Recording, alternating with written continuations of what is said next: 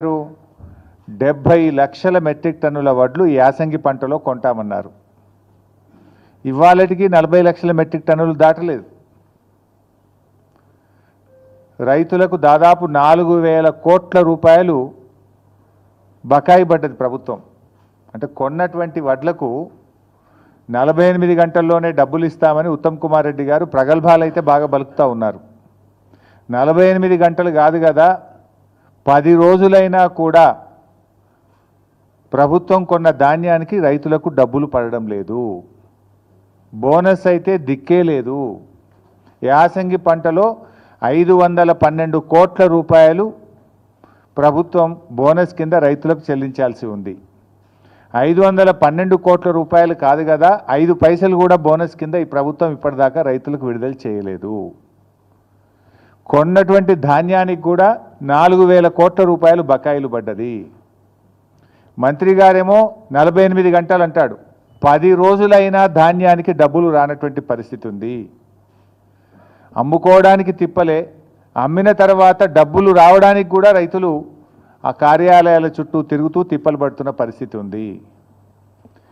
కొనుగోలు కేంద్రాలకు వచ్చి కొనుగోలు కేంద్రాల్లో రోజుల తరబడి ఎదురు చూస్తున్నటువంటి పరిస్థితి. ఇవాళ ఒక 4 లక్షల మెట్రిక్ టన్నుల ధాన్యం కొనుగోలు కేంద్రాల్లో రోజుల తరబడి పెండింగ్లో ఉంది. కొన్నటువంటి ధాన్యం 1 లక్ష మెట్రిక్ టన్నులు మిల్లులకు పంపడానికి లారీలు లేక, మిల్లులు దించుకోక 1 లక్ష మెట్రిక్ టన్నులు మధ్యలో మిగిలిపోయింది. అంటే ఎంత ఉదాసీనంగా ఈ ప్రభుత్వం ఉంది, రైతుల పట్ల ఎంత నిర్లక్ష్యంగా ఈ ప్రభుత్వం వ్యవహరిస్తుందనడానికి ఇది స్పష్టమైనటువంటి ఉదాహరణ.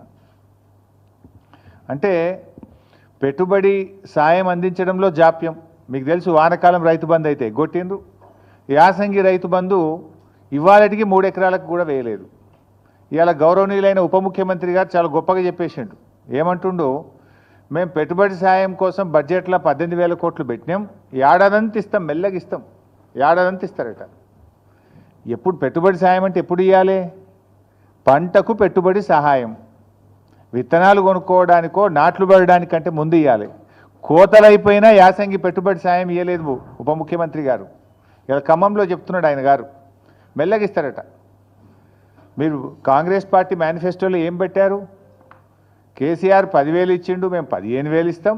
ఆ 15,000 కూడా పంట సీజన్ ప్రారంభం కాకముందే రైతుల ఖాతాల్లో వేస్తామన్నాడు. ఇప్పుడు పంట సీజన్ ప్రారంభం కాదు, పంట సీజన్ అయిపోయింది, అయినా కూడా ఇంకా ఖాతాల్లో డబ్బులు పడలే. ఓడదాటదాకా ఓడమల్లప్ప, ఓడదాటినాక బోడమల్లప్ప.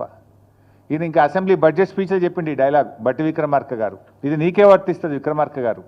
మొన్నటి బడ్జెట్ సమావేశాల్లో బడ్జెట్ స్పీచ్లో ఈ కథ చెప్పిండు. ఓడదాటినాక ఓడమల్లప్ప అంటే బోడదాటినాక బోడమల్లప్ప అని, ఓడదాటినాక బోడమల్లప్ప అని కథ చెప్పిండు. ఇది ఎవరికి వర్తిస్తుంది బట్టి గారు?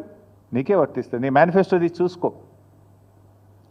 పంట పెట్టుబడి సాయం రైతులకు అందించడంలో జాప్యం, కొనుగోలు కేంద్రాల్లో ధాన్యం కొనుగోలు చేయడంలో జాప్యం, కొన్న ధాన్యాన్ని మిల్లులకు తరలించడంలో జాప్యం, గన్నీ బ్యాగులను సమకూర్చడంలో జాప్యం, రైతులకు సకాలంలో 48 గంటల్లో డబ్బులు వేస్తామని చెప్పి చెల్లించడంలో జాప్యం, ధాన్యాన్ని లారీలు ఎక్కించడానికి హమాలీలు లేరు, హమాలీలను సమకూర్చడంలో వైఫల్యం, కొనుగోలు కేంద్రాల్లో కనీస సౌకర్యాలు, త్రాగునీరు కానీ వడదెబ్బ తగలకుండా నీడను కలిగించడంలో ప్రభుత్వ వైఫల్యం, గన్నీ బ్యాగులు సకాలంలో సమకూర్చడంలో వైఫల్యం, గొప్పగా చెప్పిన బోనస్ను అందించడంలో ఘోర వైఫల్యం.